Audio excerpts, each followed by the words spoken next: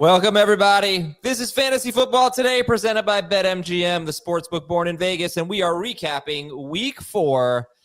One big injury, maybe more, and some huge performances. QB1 right now is Patrick Mahomes, of course. Heath's wearing the Patrick. He had to do a wardrobe change to this Patrick Mahomes jersey. Everybody, Heath's franchise quarterback played well. My franchise quarterback, whatever. And Dave's franchise quarterback really struggled today. Cam Ward, terrible game. He used to be a Bears fan, so I was talking about him. How about RB1 today? Ramondre Stevenson. What? RB1. Ashton Jeanty. Wide receiver 1. Darius Slayton. Puka Nacua by 10 points. Holy moly. And tight end 1 is tough. Pat Freiermuth. Shut up. Yeah, that's a bad guess. But is it? I don't have a good guess. Caught 2 touchdowns. He's Dallas Goedert, and he's tight end 1. All right. So we got our winners. Yards?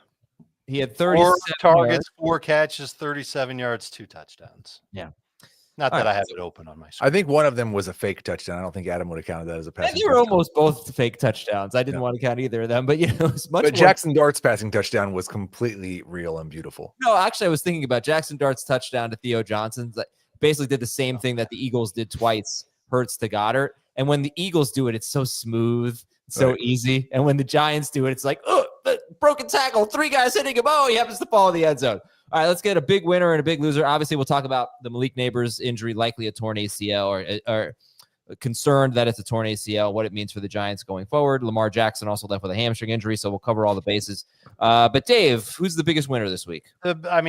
Ashton Jeanty had the best game of the week, but if we're going to talk about another rookie running back that's not Omarion Hampton, let's talk about Quinshon Judkins, who put together a big game against the Detroit Lions. It wasn't necessarily pretty, but 4 catches, a ton of yards, a touchdown. Everybody's thrilled that started Quinshon Judkins, and I think you've got a must-start running back no matter who they play the rest of the season. And they have a very tough schedule, and they've got some serious quarterback issues. But Quinshon Judkins is finding a way to get it done. Yes, he is. We had a buy or sell. We'll do a little buy or sell later. Buy or sell, Quinshon Judkins is an RB1 until further notice. It's got to be a yes, right? Probably. Close to it. We might be able to find 12 running backs we'd rather have than Quinshon, but whether we call him a number 1 or a number 2 running back, it almost doesn't matter. He's a must start. Okay. Heath, who's a big loser today? I'm going to steal one of Dave's and say Lad McConkey. I'm just ready to admit it, Adam. You are a genius. No. You were brilliant with all of your Quentin Johnston acquisitions. I obviously should have accepted Isaiah Likely for Quentin Johnston. I should have accepted CeeDee Lamb for Quentin Johnston, and Lad McConkey can't catch.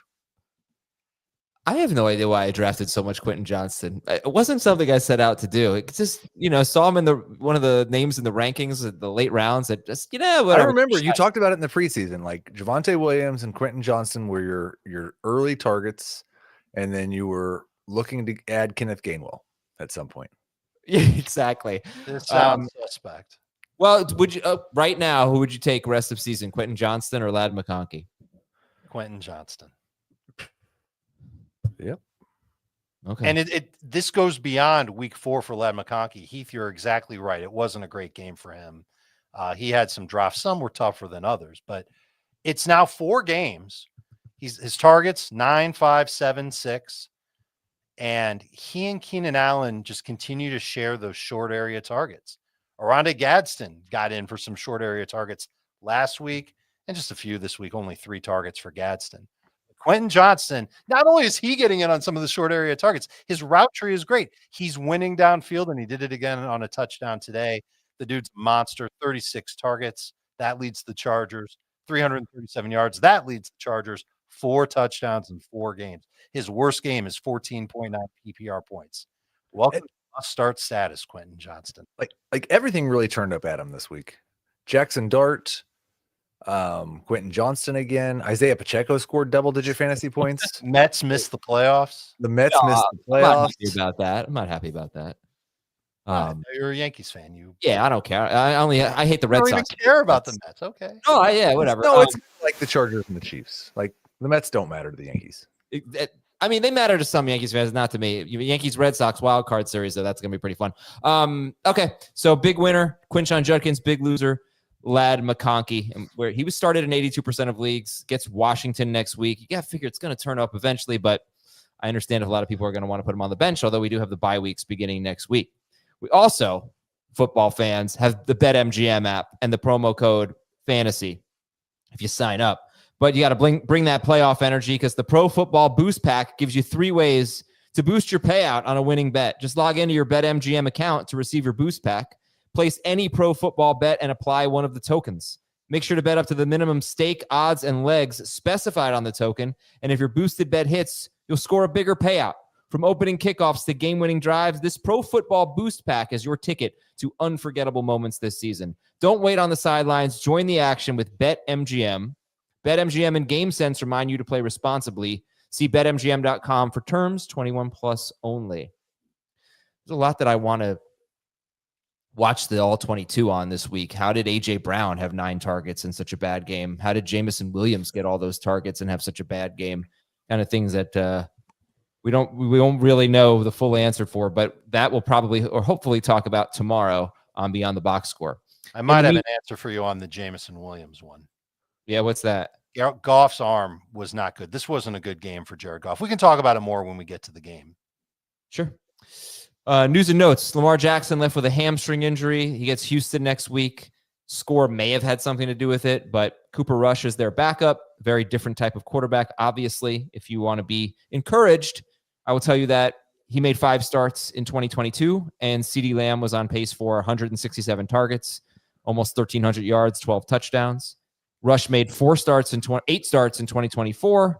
Lamb played in 7 of those games, was on pace for 165 targets, almost exactly the same as in 2022, and about 1,300 yards and 11 touchdowns. Nearly identical numbers, kind of weird.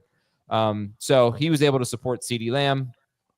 So we'll get more information about Lamar Jackson. That's a pretty new injury. Running back notes. I don't really have any running back injuries. Jamey is running back to be on the show. Hello, Jamey. Hello.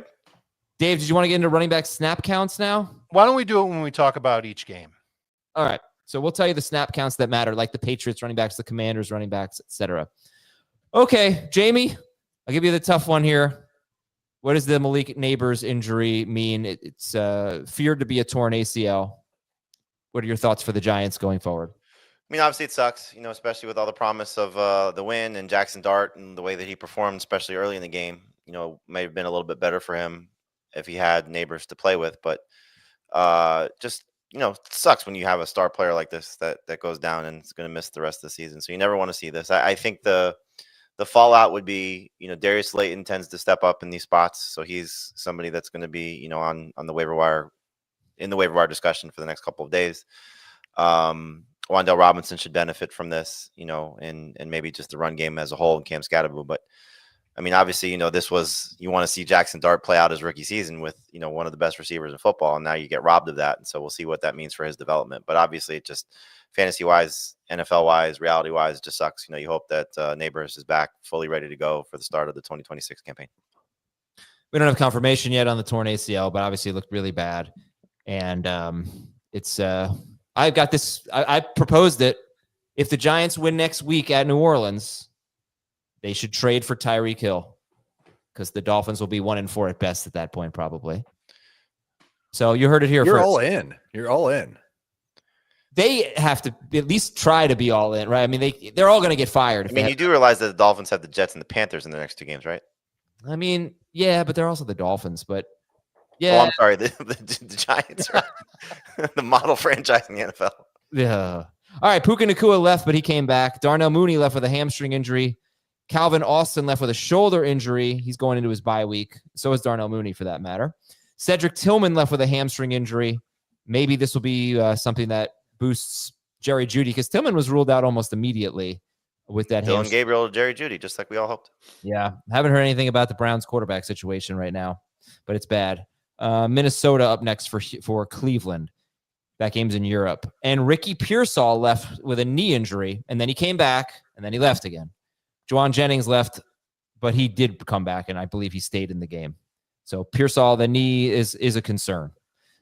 Offensive line, well, the Ravens are the most injured team in the world. 3 more starters on defense, plus left tackle Ronnie Stanley got hurt. Minnesota, 2 offensive linemen from Minnesota got hurt, and they have Cleveland next week. Yikes.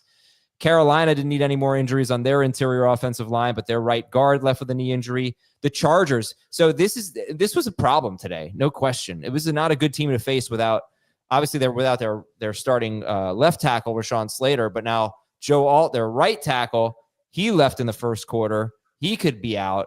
Well, he's been their left tackle. Sorry, I switched that. I knew I had switched that. I even wrote left tackle in the notes. Sorry. But whatever. Their left tackle, Joe Alt's he left, and he was under pressure a lot today, Justin Herbert. And they get Washington next week. Raiders left tackle Colton Miller left with an ankle injury. The Browns were without both of their starting offensive tackles. One of them is out for the season. Conklin hopefully will be back soon. And Philadelphia right tackle Lane Johnson left with a shoulder injury. There are also some defensive notes, but we will. Oh, there's one that I really wanted to highlight was other than the Ravens, the Buccaneers. The injury report I saw after the game, 2 defensive linemen and 3 defensive backs left in the second half of that game for Tampa Bay. So if you need a quarterback, you might want to think about Sam Darnold next week against the Bucs. All right. And with that said, why don't we do the early waiver wire? Jamey, have you made any early waiver wire progress? A little bit. I don't have it in front of me, but I can tell you some of the names that stand out. The number 1 guy would be Woody Marks, clearly. Yes, the Woody Marks era might be here. Woody Marks is 53% rostered. He had 21 touches and 2 touchdowns today, started in only 5% of leagues. He's at Baltimore next week, which used to be bad, but it's not that bad anymore. Woody Marks, number 1. Would you go with? Darius Slayton? Is that, you mentioned number 2 overall? I don't know who else. I don't think it's a great week. I mean, you got to take a look at Justice Hill right now because the game flow for the Ravens is probably going to be bad if Lamar Jackson's not there. And we've seen what Justice Hill, or really the non-Derrick Henry running back, you think about the last year in Tennessee when it was Tyjae Spears, you think about what it could be right now with Justice Hill. Like when the game script is bad for him, he's not on the field. And the game script could be bad for them right now moving forward. So this is not a Justice Hill over Derrick Henry situation, but I mean, this could be, one of these guys that has some, staying power moving forward. But obviously, Darius Slayton. The receivers weren't great. I know just from going through that, there wasn't a lot of like, oh my gosh, you have to go get these receivers. Right. I think there was another running back that maybe stood out. Is Kenneth Gainwell the first running back ever to score 30 points and not be in the most edge? Well, the problem is that their bye is next week. Right. So right. You should go get him. You should put him on your. I mean, this was somebody after week 1 that we talked about, and then just kind of never really mentioned him again. As just kind of like a throw in if you have an open roster spot. But yes, clearly Kenneth Gainwell is going to be a priority as well. Okay. All right, let's take a break. We'll do some buy or sell when we come back because Mike is dismayed that Heath is dissing Drake May. There we go. Yes. We should have started the show off with that. We'll be right back on Fantasy Football Today.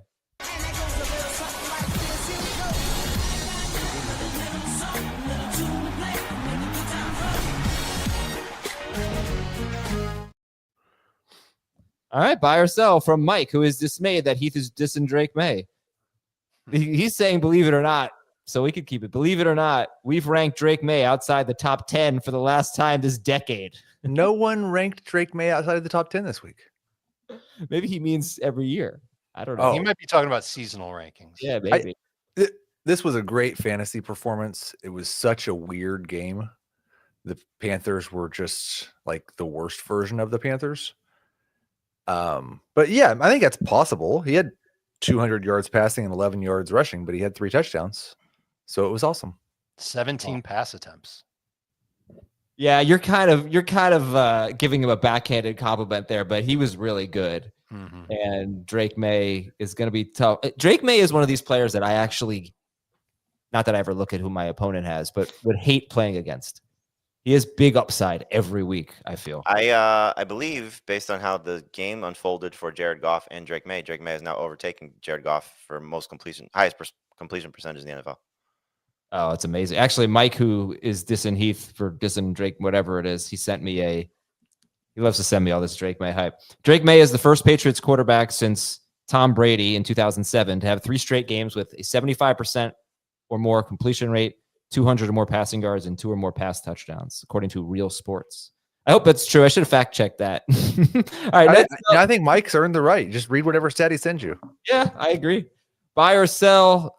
CJ just says buy or sell Derrick Henry, who had 8 carries for 42 yards and 2 catches in a blowout loss to the Chiefs. I'll tell you, on Thursday night, I was thinking, Nick's probably going to come around on that Derrick Henry for Trey Benson offer. And after today, I'm thinking he's probably not. Over under 20 PPR points for Henry in his last 3 games combined. Under. Under. It's over by 0.8.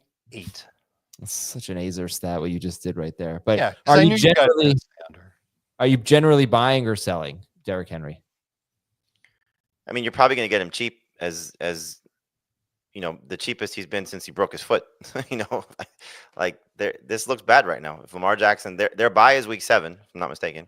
So Lamar, if he's not right, maybe out through till week 8. And if Lamar's not playing, Derrick Henry's not going to be very trustworthy. Really? I think he'll be started in 90% of leagues next week. I don't disagree with that.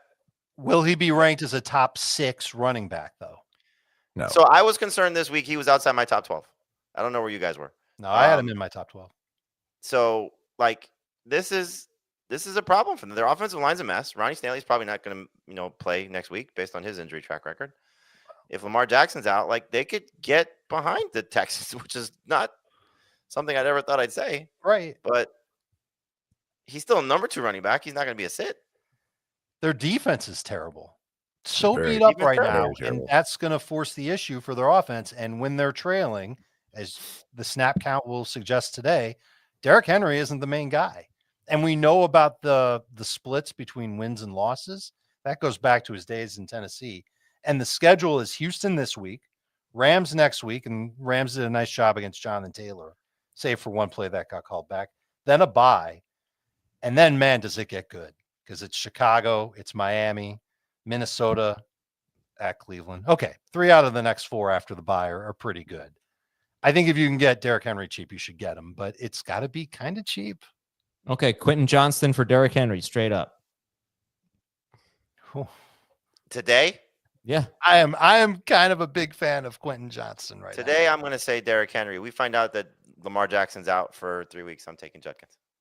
I just saw an update on Lamar. Wait, did you say you said Judkins or Quinton Johnston? Johnston.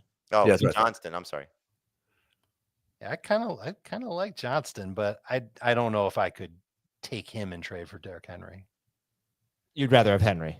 Yeah. I feel like I'd rather have Henry for the balance of the season, as much as I like what I've seen from Johnston. It's also position scarcity. You're not going to find Quinton Johnston out there, but you're definitely not going to find Derrick Henry out there. Okay. The Pro Football Talk update on Lamar Jackson felt like a grab, his hamstring strain. He'll be evaluated on Monday.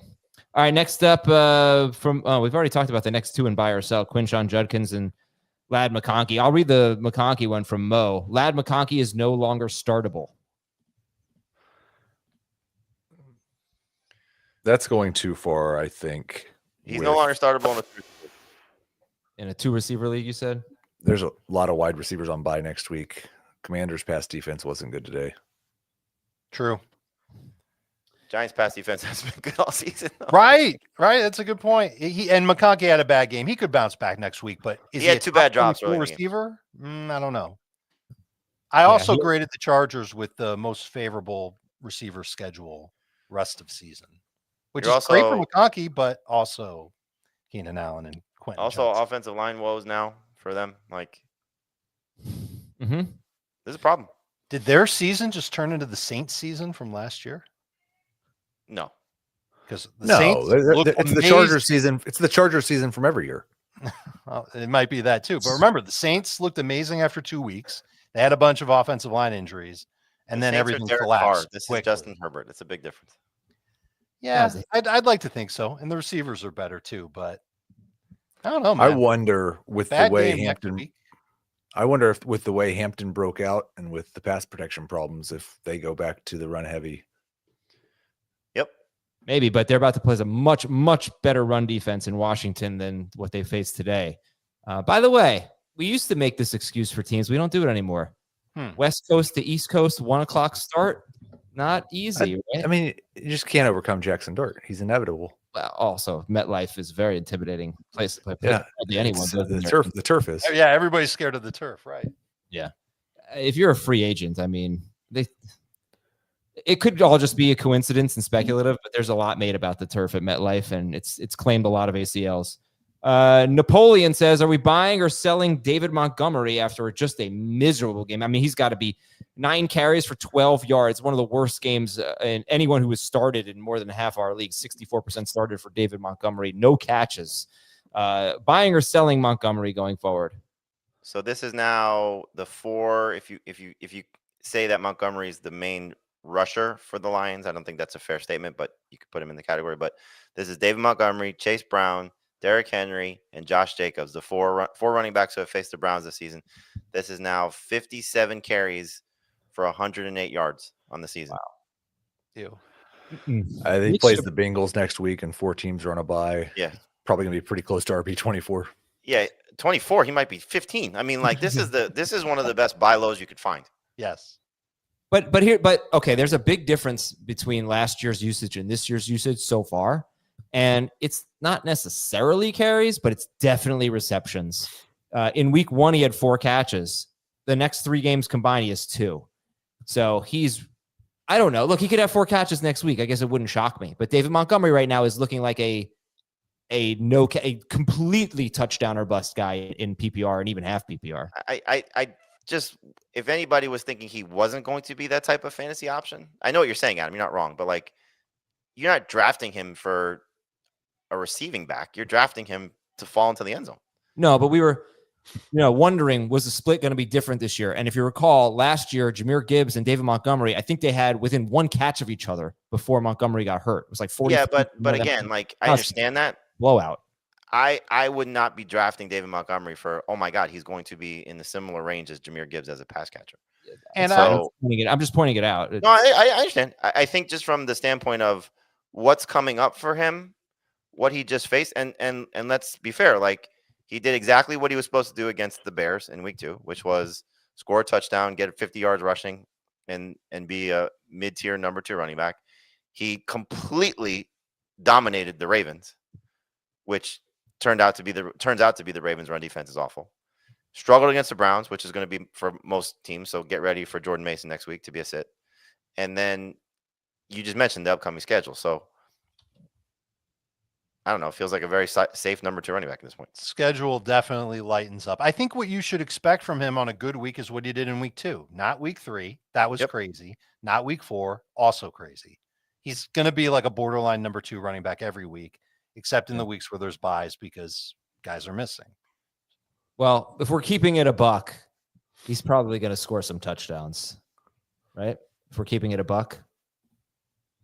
No, you guys didn't see the Cam Ward quote today? He said, I can't even read it, but I'm learning what keeping it a buck means.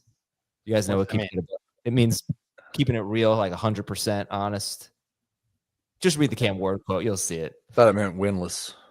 Beyond the Box Score tomorrow, noon Eastern, and CBS Sports Network Tuesday at 1 p.m. Eastern.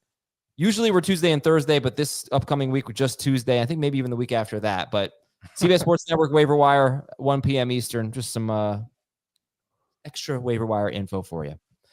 All right, winners and losers. He described his team as a part of a human body where we sit. He said, if we're keeping it a buck, we're Quinshon Booty. There you essentially what Cam Ward said. Well, I mean, the good thing for Cam Ward is he's about to get a new coach. We'll see. Okay, winners for Jamey. Drake London is back. 8 and Michael Penix was back. Man, he was good today. Yeah, he was. 8 catches, 110 yards, and a touchdown on 10 targets for Drake London. Also, Darnell Mooney, hamstring injury. They are going into their bye week. What would you like to say about Drake London, sir? You said it. He's back. Just we need to see this. To I think alleviate some concerns about. I think mostly Penix, but the fact that double-digit targets again. You saw the upside of Drake London. I thought I don't know the yardage on the throw down the field, but the big play on the left sideline, like he had separation, which was like, wow, for Drake London. So it was just, overall amazing day. And bigger picture though, hopefully this is a sign of things to come moving forward.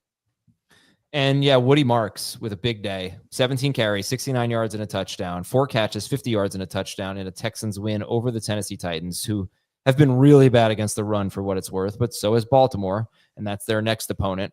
But he's 53% rostered, and I think you pretty much said he's the top waiver wire priority. But what do you see going forward for Woody Marks? I hope it's what the Texans see going forward for Woody Marks, which is this is their guy, and add some life to their backfield. Nick Chubb has given them some good moments. Obviously, the touchdown run against the Bucs in week 2, but clearly his best days are behind him. And you said it, something we talked about in the preseason as well. Like, they traded up in the NFL draft to go get Woody Marks. This is somebody that they clearly coveted and want to see what he can do. And now you're seeing what he's capable of. So let's not put that back in the box. Let's continue to make Woody Marks your featured running back. And hopefully this could be a guy that we consider in the flex range, if not number 2 running back range for the rest of the season. Would you guys rather have Woody Marks or David Montgomery? It's a great call. I probably would take the upside of Marks. I'll take Marks. It's the versatility that he seems to have that makes him a differentiator here too. Here, the one thing that we're forgetting about is who might be back in Houston's backfield this year. That doesn't sound like it. Yeah, I haven't heard a word about Joe Mixon. I hear you, but yeah, the last thing we heard was out of nowhere. It's like, yep, he's ready. Here he comes. I mean, he can literally pop back off the PUP list on Tuesday. The last thing we heard was we appreciate the work that he's done for our team. All right, let's go to Dave's winners. Xavier Worthy, 45% started. 5 catches for 83 yards on 8 targets, plus 2 carries for 38 yards. He actually led the team in rushing. Xavier Worthy, rushing and receiving. And had to give Patrick Mahomes a break this week. But Pacheco caught more touchdowns than Xavier Worthy. I will point that out. You also had Quinshon Judkins. We talked about him. But yeah, what do you think about Xavier Worthy going forward? I think you've got to look at him as for now, a borderline number 2, number 3 fantasy receiver. And we know that Rashee Rice will eventually come back, but man, Xavier Worthy looked good. First game back, over 100 total yards, and didn't even play every single snap. He was in for like about 2/3 of the snaps. It was good. And this Chiefs offense looked a heck of a lot better with him back on the field. Yeah. Now, this is going to be a big topic. Should we sell Xavier Worthy now because Rashee Rice will be back after 2 more games? What would your answer be? If you can, sure. But what are you turning him into? Are you turning him into Quentin Johnston? I would do that. You'd rather have Quentin Johnston than Xavier Worthy? Johnson than Worthy rest of season. Heath? I would not make that move. Do you guys think Rashee Rice is going to seriously affect Xavier Worthy? Yes. Yes. Yes. Okay. But it doesn't mean that Worthy's going to be a bad start. He might be a little boomer bustish, which is why I'm going to couch him as let's say somewhere between 22 and 28 overall in receiver rankings. They usually throw at least, on average, probably 36 per game, I'm guessing, every year. Kelsey could just go away. Yeah, that would be Rice and Worthy could both be good. That would be my hope. All right, and Heath, your winners are Travis Etienne. Big game for him. 19 carries, 124 yards, and a touchdown, and 1 catch at San Francisco. A very nice road win for Jacksonville. They won, right? They hung on. I forget. Yeah, they won. Yes, they won. Yeah, they tried to give it away. And Cam Skattebo, and he had 27 touches for 90 yards this week. So Etienne and Skattebo. Yeah, good fantasy day for one of them, not so much for the other. But I think pretty big statement here for Etienne, both in terms of the split in touches between him and Tootin, and the performance of Etienne. The touchdown run was phenomenal. And I've kind of been ranking him as a low-end number 2. You're probably starting him. We probably need to rank him a little bit higher than that, at least until something changes, because he's running very well. And the run game's kind of the only thing in this offense that works right now. Skattebo, I just thought like that was maybe the most conservative game plan I've ever seen in my life. And that's great news for Cam Skattebo. He still looks good running the football, and they're probably going to run the ball, if they can stay in games, at least 60% of the time. Okay, and is it easy to take Etienne over Brian Thomas Jr. at this point? Yeah, you have to. Yeah. Yep. I'm getting tired of talking about Brian Thomas Jr. Nobody even put him in the like losers notes because he's just It was one of his best games of the year. Yeah, I know. And it wasn't good. All right, so let's go to the other losers. Calvin Ridley and Brock Bowers for Heath. Is Ridley droppable? Is Bowers sittable? I would say that Ridley feels droppable. Certainly in a 10-team league. In a 12-team league, it probably depends on how deep your bench is. But he's not even the number one wide receiver on his own team. And his own team cannot pass the ball. So that's a bad combination. And Bowers, I don't know. I was really hopeful with the full practice on Wednesday, but he's just not Brock Bowers right now. And I still think at some point this season he is. I really do not want to sell low, but he's not the guy you drafted him to be. Can I give you a little optimistic spin, though? A little optimistic spin would be that he only completed 2 fewer passes to the opponent than they did to Brock Bowers. Well, he only threw 21 passes today, Geno Smith, and 6 of them went to Bowers and 7 of them went to Myers. I'm a little bit concerned that with 2-3 interception games in the first 4 weeks of the season, maybe throwing the ball less is going to seem like a better plan to them. If they can run the ball. I mean, they just faced a horrible run defense. They get the Colts and the Titans in a couple weeks is a good matchup. Yeah. All right. Look, he's a loser. I'm not disputing it, but he's finished outside of the top 12 among tight ends in PPR each of the last 3 weeks. Okay, Dave, your losers are Lab McConkey, who we talked about, and Keon Coleman. Is Lab McConkey sittable? Is Keon Coleman droppable? McConkey is sittable and Keon Coleman is droppable. I'm really disappointed about it. I'm kind of beating myself up over it because I was rooting for this guy, heard a lot about him, really loved all the reports from preseason, and just there aren't targets. It's the Buffalo offense from last year. Maybe I was expecting Josh Allen to throw a little bit more, and maybe he will. But for now, I think I can get away with dropping Coleman, picking up somebody else off the waiver wire.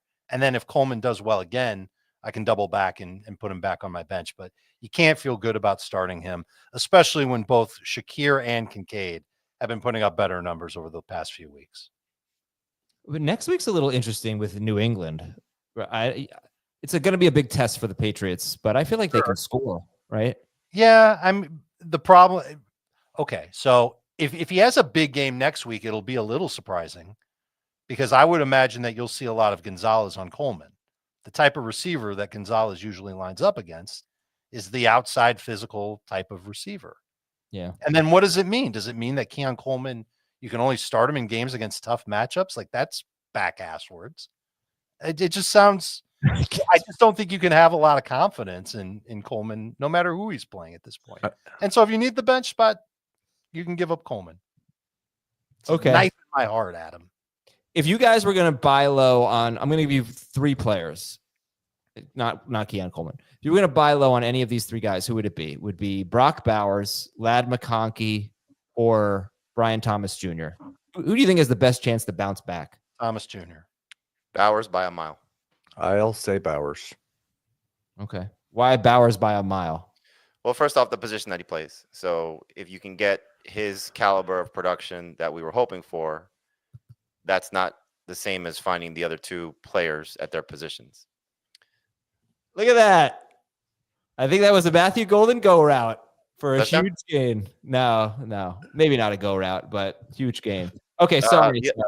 The other part would be is he still working his way back from the injury? And if he gets back to 100% healthy, like that's something that is hopefully fixable. Like McConkey's got so much competition right now, and Thomas just looks lost. So I think Bowers has the easiest path to success at a position that you can't find a lot of guys like him. I almost feel like you're going to have to give up more for Bowers, though, at this point. Oh, yeah.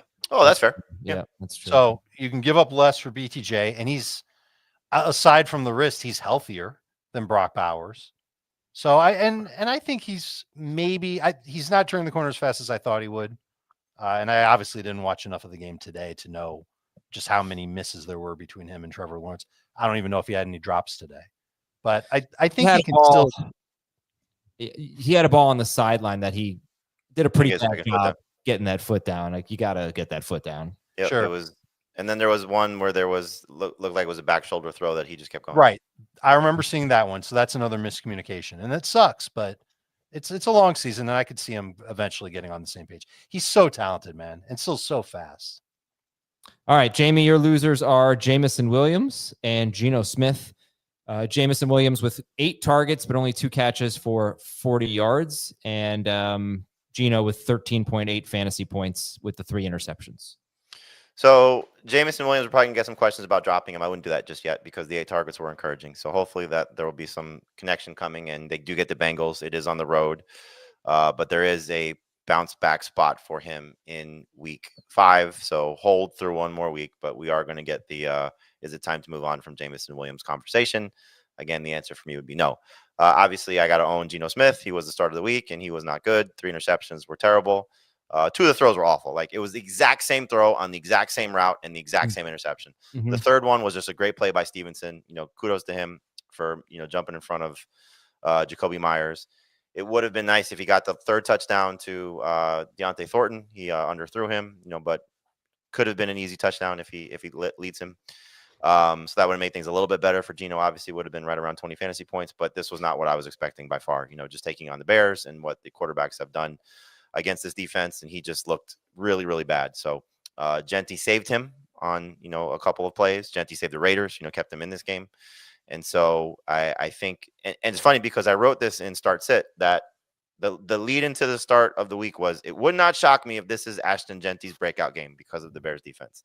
And I regret putting that out there for the Geno Smith managers because it came to fruition. Obviously great to see Genty do this, but I think just to Heath's point about Bowers, they seem to just get scared of Geno, especially when the run game was going. I mean, they ran for over 280 yards. So it felt as if Pete Carroll and Chip Kelly were like, yeah, this isn't a Geno day. This is a Genty day, and we can run on this team. So let's do it. And then they had to have him throw a little bit at the end. But in any event, Geno is probably done in the conversation for the time being as a starter in a 1-quarterback league. Yeah, right. You trusted him. Now he's broken our trust. He's not in the circle of trust anymore. All right, we're going to take a break and tell you about every game, everything you need to know from all the games. We'll be right back on Fantasy Football Today. When you need your sports news all the time, we've got breaking news to bring to you. CBS Sports HQ gives you a snapshot of all the sports that matter to you. When you need your sports in a snap, find it on CBS Sports HQ, streaming free anywhere you are. Welcome back. Okay, let's get to the games. Unless you want to know about some almost touchdowns. Cedric Tillman had an almost touchdown. Hunter Henry had an almost touchdown and a real one. Jonathan Taylor had a 53-yard touchdown called back. The Adonai Mitchell play. If you started Daniel Jones, that was a 6-point swing. I mean, he was going in for a touchdown, and the ball slipped out of his hands and went out of the end zone for a touchdown. All I could think about was Jacob Gibbs. He made such a good point on the show this morning about how Adonai Mitchell could be a sneaky play, and then he wasn't. Even with that, he was probably a good sneaky play. Juwan Jennings was open for a touchdown. Brock Purdy, who played from what I saw, very poorly today, missed Jennings wide open, and Brandon Cooks had a touchdown overturned. Okay, Pittsburgh, Minnesota. Pittsburgh 24, Minnesota 21. Heath, what do we got? Believe it or not, TJ Hawkinson is droppable.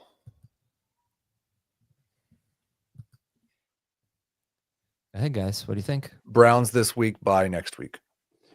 So how many tight ends are we dropping at this point? Like 32. Hawkinson is right. one. I'm ready to drop it from a starting lineup requirement in my fantasy leagues. You got to drop both Browns tight ends at this point, right? Yep. Yes. Who else? I think you can drop this guy. You can't. I mean, you can't just keep dropping guys because you have to have somebody to add. I would probably drop Hawkinson for Brenton Strange, but not necessarily. I mean, who am I going to add at this point? Well, you trade Tongus if Pearsall's out. That's a 1-week bandy. Well, Kittle's eligible to return this week, right? So I think Addison. I think Hawkinson stinks, and I can't take it anymore. But I don't know that I can drop him. You can certainly consider dropping him if you find another tight end that you like, but you got to find that tight end. And if you can't trust Hawkinson against Cleveland, absolutely now is the time to drop him because of the bye following. Well, I mean, Theo Johnson may become a little bit more of a thing with the neighbor's injury, something to keep an eye on. right? But you're not going to drop Hawkinson for Theo Johnson. No, but there hopefully is a few people in your league that have Kincaid on their bench, Pitts on their bench. Two guys that have made some plays so far this season. Those are options. Okay. So do you think things will be better or worse for the Minnesota pass catchers when JJ McCarthy regains the starting job? Thomas is putting his thumb down. I completely agree. I think worse. Yeah, I don't know if they rush him back, but they need to find good offensive linemen. That, to me, that's the bigger issue. They're about to play the Cleveland Browns with one starter, two starters. We're going to get our lowest over-under of the season. In that game, yeah. 35.5 maybe? Yeah, it could be. Yeah. So just give me an answer. Do you think better or worse when McCarthy's back? Better or worse when McCarthy's back for the pass catchers? Yeah. Yeah, I'm going to say a little worse. You saw what the potential is for Jefferson. I don't know. I mean, can McCarthy do this? Probably. It's Justin Jefferson, but this was what we were waiting to see all season. All right, and then for the other side of the ball for Pittsburgh, what do you think Dave? What do you think the running back situation looks like if Jaylen Warren's ready to return in Week 6 after the bye? I would think that Warren will go right back to being the primary. And if he struggles, at least the Steelers know they've got something in Kenneth Gainwell. He played 77% of the snaps, all of their 10 third down snaps, all of their snaps inside the 5. There were only 3, but he looked amazing. This might be the best Kenneth Gainwell's ever looked, ever, as an NFL running back. And game script had something to do with it as well. But they could absolutely see him in a different light now after the game that he had today, especially since Warren had a bunch of games where he was inefficient as a runner. Yeah. Well, they both did, to be fair, but yep.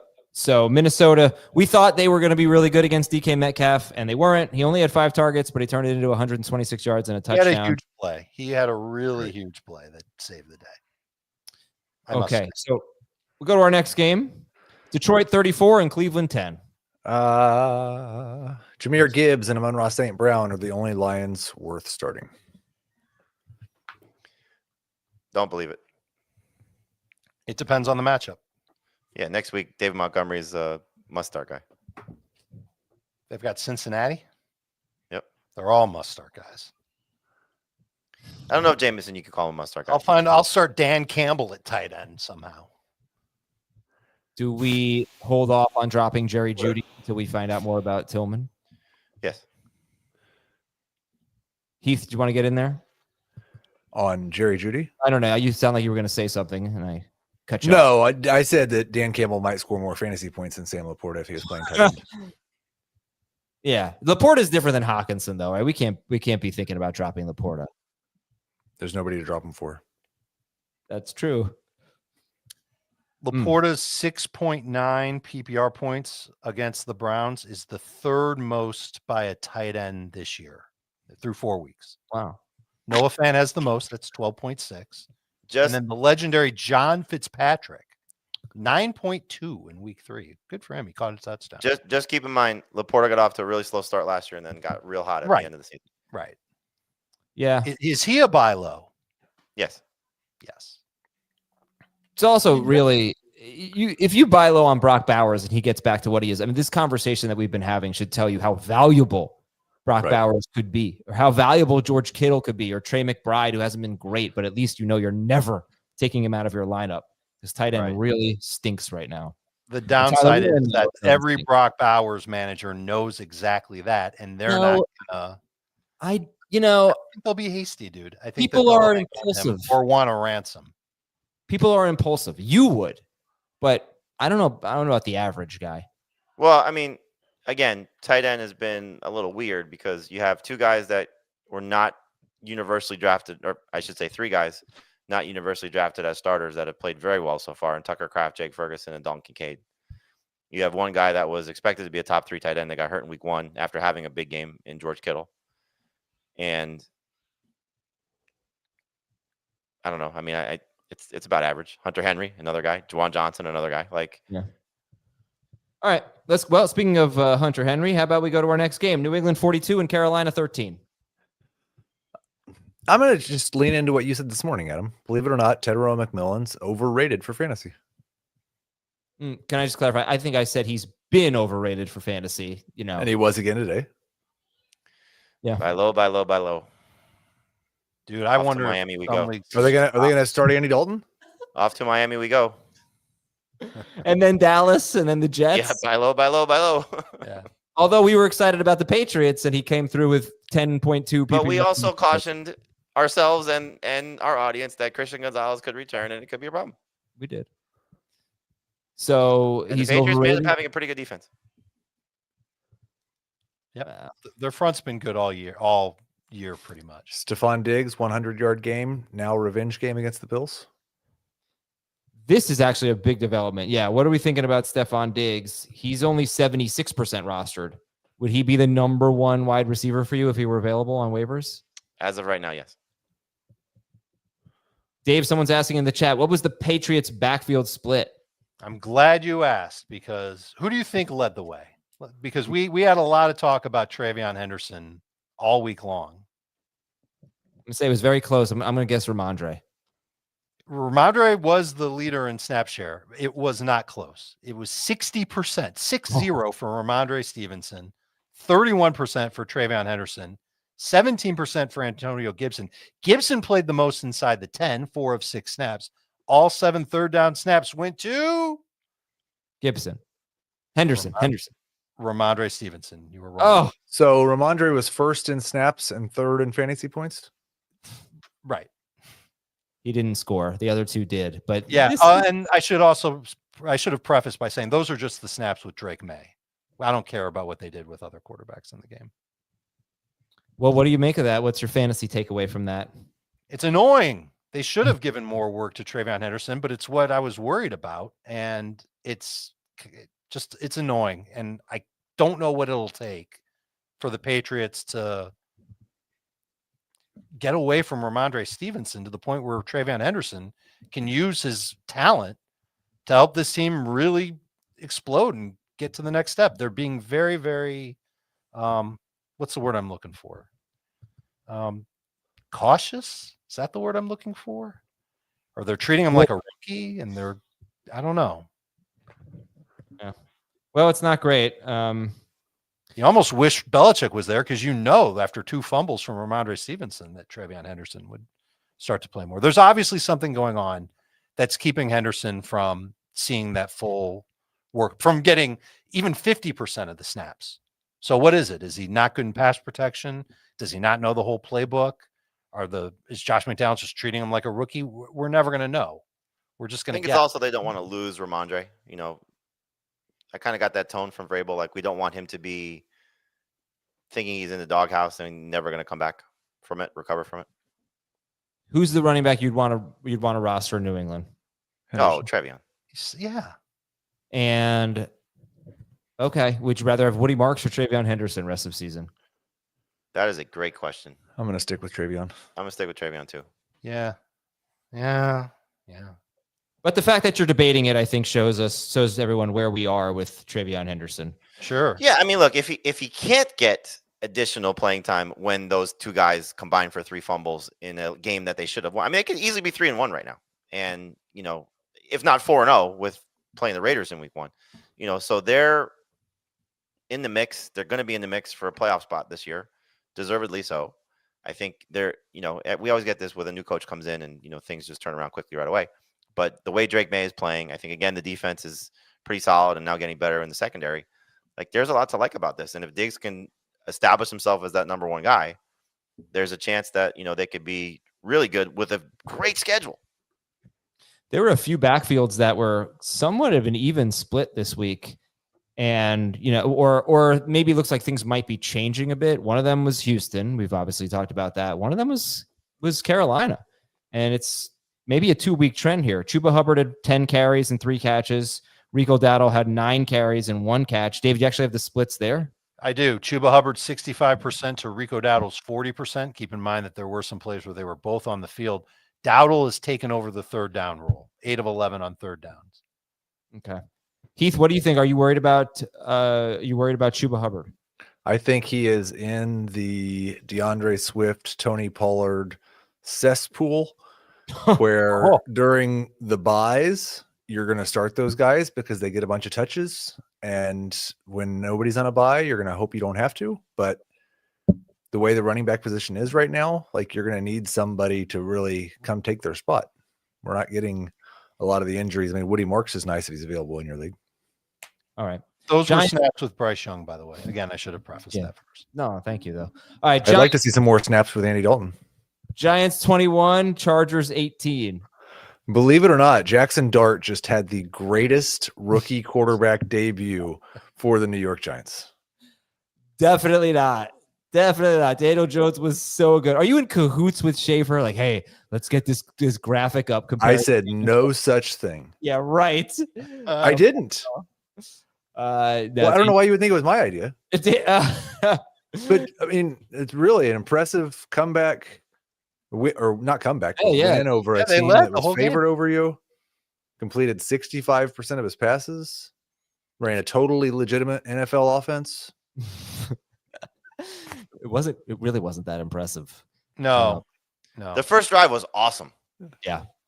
But it mostly again, he loses neighbors. Like it's not fair. It's not fair. It's not one fair. of the knocks I had on No, it's gonna be hard to evaluate him going forward, for the Giants. Go ahead. One of the knocks I had on Dart was that I was worried about how quickly he'd be able to make full read progressions or full field progressions with his reads. And I think he struggled with that today. You're not going to know until you watch the coach's film. But looking downfield and finding throws, he didn't have a completion longer than 18 yards. And so I didn't think they really put him in positions. Out. I didn't think they really put him in positions to do that. Like it seemed like it was pretty clearly this, or run. Yeah, a lot of running. And a lot of design runs too. Right. Mm-hmm. Well, we'll talk about him on the waiver wire show. We have talked about McConkey and Quinshon Judkins. We have not talked about Keenan Allen. He had another 7 targets. He had 5 catches for 37 yards. So his first game with fewer than 17 fantasy points in PPR for Keenan Allen. Would you rather have Keenan Allen or Ladd McConkey rest of season? I think I'd rather have the young guy. I would rather have McConkey too because Allen has some injury risks. Okay. And he's not as fast. All right. And who's the best Giants wide receiver rest of season? Give me a one-word answer. N.A. Amani Toomer. I'll give you an answer. I'll say Slayton. Yeah. Slayton's role changes a little bit when Neighbors is out. Okay. Could Buffalo 30. Buffalo 31, New Orleans 19. I don't know what to. I mean, the Bills are so Bills. Give me a Kamara, believe it or not. He had 15 carries and 4 catches. He had 72 total yards. Alvin Kamara has a Kendra Miller problem. Believe it. I think Alvin Kamara has a Kellen Moore problem. Believe Alvin that. Was he had 4 catches. Yeah, wasn't that for bad. 2 yards. Is he in the cesspool? I would say he's like on the beach of the cesspool. Well, is this a beach or a pool? What does that mean? Like he's as you enter into the pool, you're going to start Alvin Kamara over the cesspool backs. Right. But as you're in, you definitely feel like you're getting into the pool. It's like one of those zero depth pools where you walk in and then it just gets a little bit deeper with every step. Oh. Buy low. Off to the Giants we go. Kamara? Yep. You think he's going to get traded next week? Oh, he's gonna. And I believe they have a very favorable schedule rest of way. Yeah. Well, they have the Giants, Patriots, and Bears coming up. Right. Well, the Bills have been a very favorable schedule for run games. I think they've given up more run yards than they have pass yards this year. Yeah, it's probably true. I don't think Kamara looks bad, by the way. I just think he's stuck on a bad offense and he doesn't get the same type of target share that we're used to him getting. What is he on pace for reception total right now? 45? He has 13 in 4 games. So 13 divided by 4 times. Oh, like 50. 55. Which would be a career low if he plays a full season. He's averaging 3.8 yards per catch. That's the problem. There's your problem more than anything else. All right, let's go to Philadelphia 31 and Tampa Bay 25. Miller played a third of the snaps, by the way. Believe it or not, you should try to sell Saquon Barkley off of his touchdown because it's not going to get a lot better than this. He did not look good, and he got banged up in the game right before he scored a touchdown. No, I don't buy it. I sell it. I don't believe it. He's got the Giants twice in the next 4 weeks. That's a total of 400 yards. Fair. No, I Still just averaging over 15 PPR points per game. do you ever think to yourself, do we like anyone? Right? Like Derrick Henry sucks, Saquon Barkley sucks, Brian Thomas Jr. sucks, Malik Neighbors is out for the year, Jamar Chase sucks. It's like we got to believe in someone. We really got to do Wednesday redraft the first round.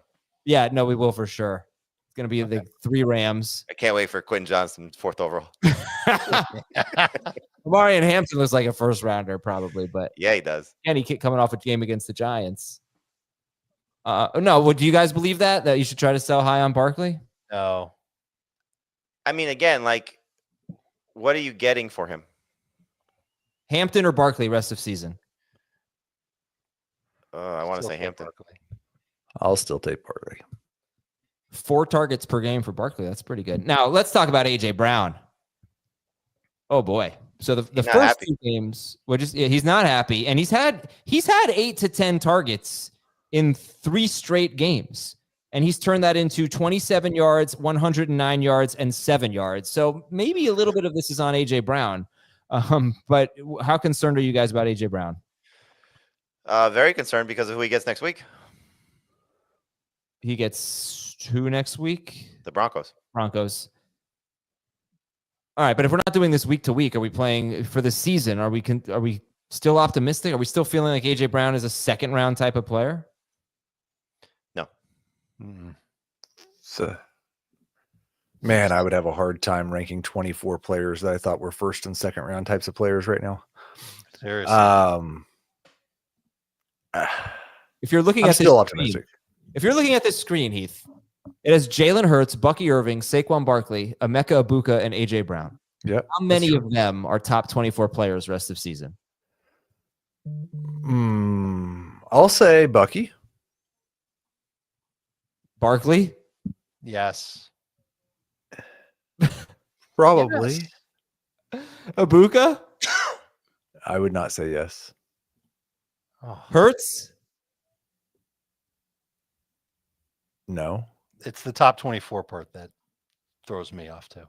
Yeah. But if all of these players that we thought were top 24 players are not good, then Right. why don't we just accept that the quarterbacks who are good every single week are Well, part of Oh, you should mean be- like Lamar Jackson? Well, okay, guys get hurt, but Lamar Jackson was averaging He was 30. terrible before he got hurt. Lamar Jackson was terrible. Oh, today he's been the best Yeah. player in fantasy. Mm-hmm. First, Well, he had before this week. yeah. Yeah, All it right, has nothing to do so, with the injury. He didn't play very well today. he had time to turn the game around, but you're right. It was a bad game. Maybe he was playing hurt. I don't know.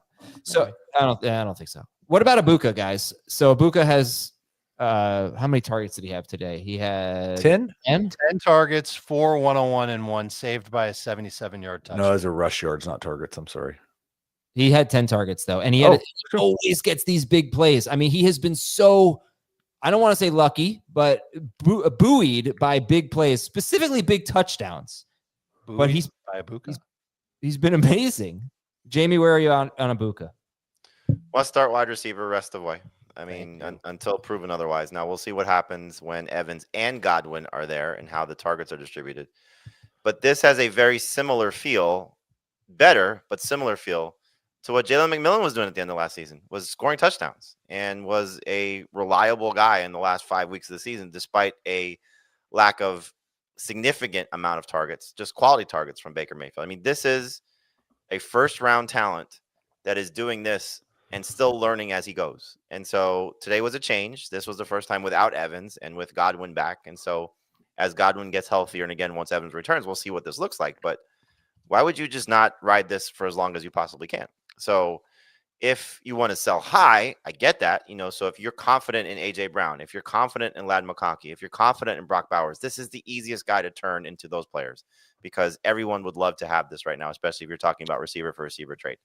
But if you believe in what his talent is and can continue to be, you're going to just love having this player on your fantasy team. All right, we're going to take a break. And when we come back, we got about 5 or 6 games left. We'll be right back after this on FFT. Critics agree Landman is a hit. We roll the dice one last time. Men die. Oil companies don't.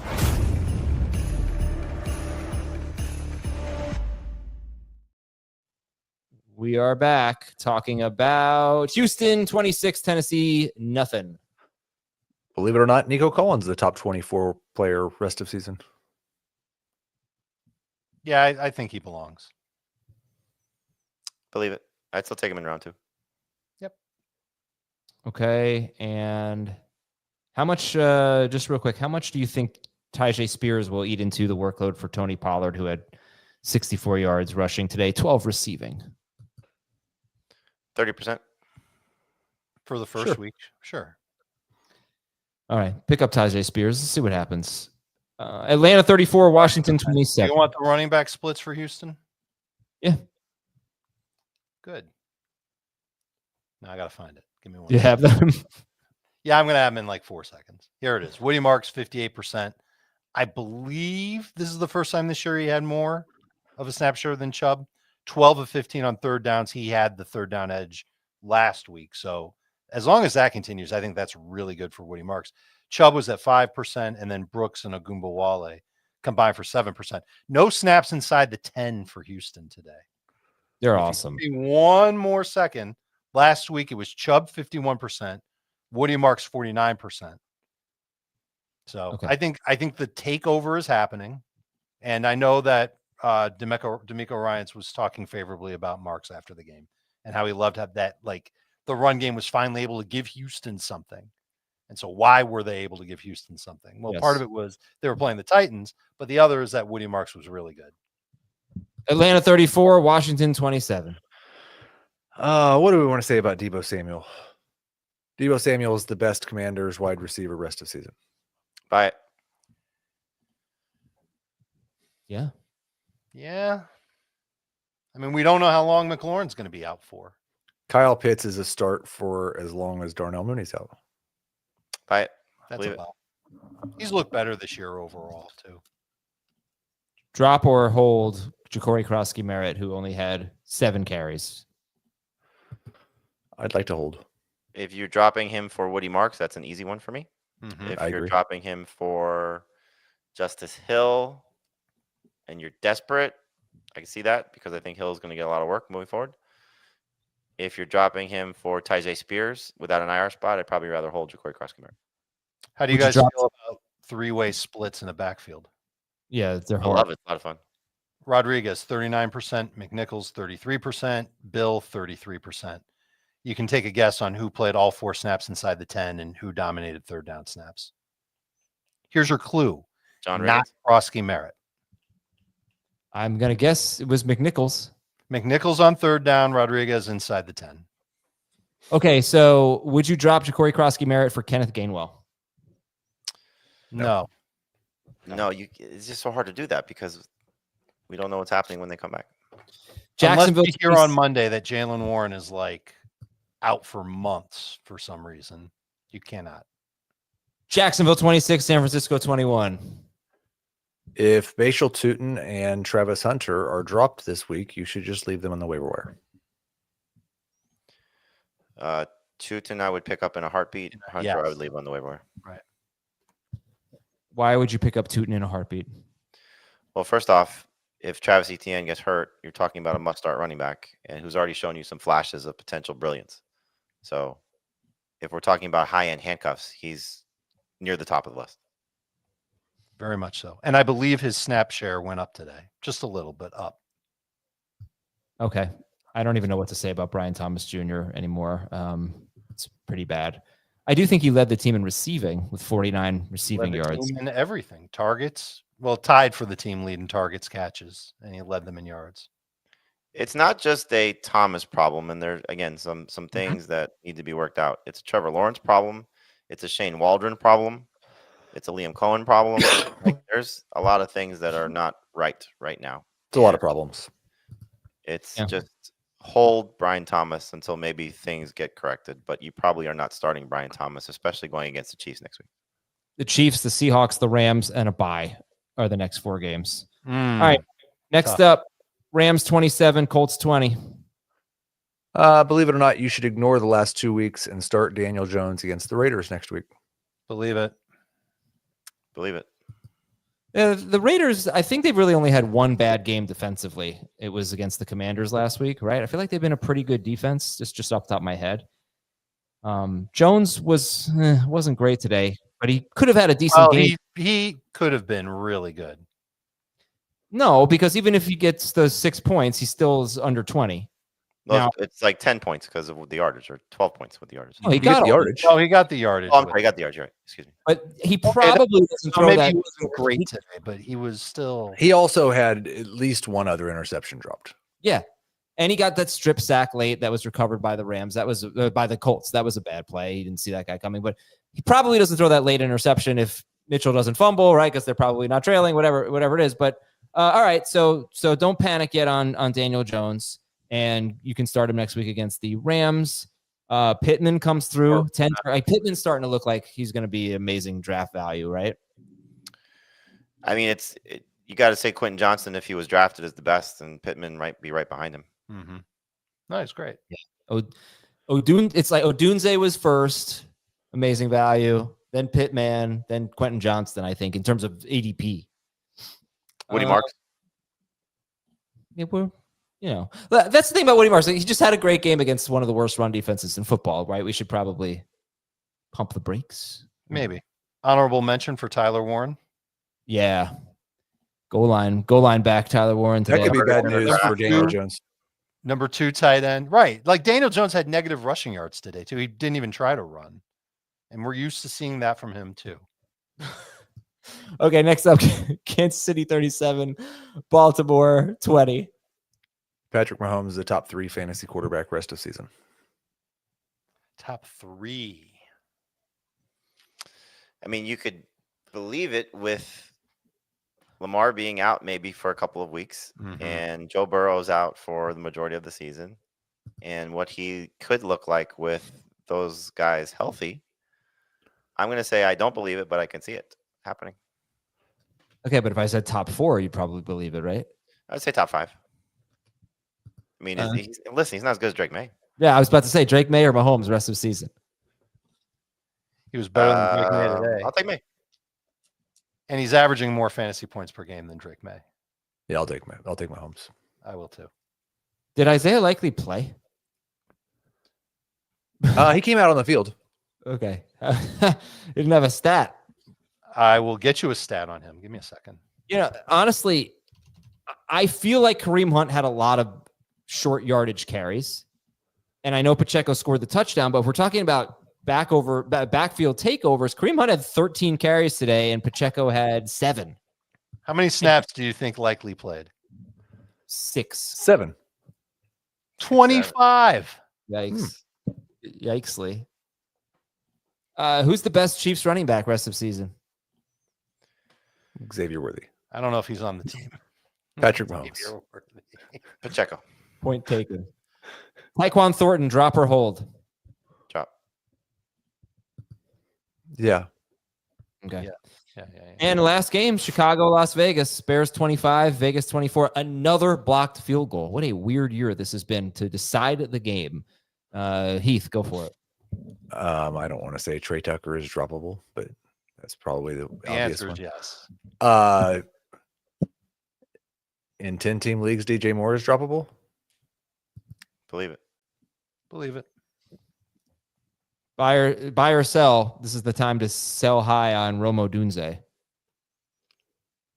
No, thank you. I mean, I'll go back to the same thing I said about Ibuka. Like, if you're confident in AJ Brown and Lad McConkey and T. Higgins, and I hope not, but maybe Jamar Chase, guys that are going to clearly struggle that were first and second round picks, and you think that Odunze is going to sort of, struggle rest of the way for any reason, then you should make those moves. I would rather have Odunze at this point, not than Chase, but those other guys. Okay. He has 5 touchdowns in 4 games, but he's also just having a really good breakout year. All right, that's pretty much all I got here. You considering Jacoby Myers a start going forward? Getting tougher. You get the Colts next week. Targets were there. Yeah. Targets were there, especially when you consider they only threw 21 passes. So Jacoby Myers had a 33% target share. This is what we saw in week 1. It was half or more of their passes went to 2 guys. That's what we want. It happened again in week 4. Unfortunately, they only threw 21 times. They didn't have the ball that much. But at least you have that. Caleb Williams, I'm just going to this is his first bad game, so you have to hold on to him through the bye, right? Yes. Yeah, I mean, 10-team leagues, you might be moving on from him, but 12-team leagues, for sure, you're holding him. He's been too good. Commanders, Saints, Ravens, Bengals, Giants coming out of the bye. Ooh, wow. Cool. All right. And that's going to do it for fantasy football today. Thanks so much for watching, listening, everybody. Enjoy the rest of Sunday Night Football if you're watching, or if you're listening tomorrow. Enjoy Monday Night Football, 2 games, and we will talk to you on Beyond the Box Score. See ya.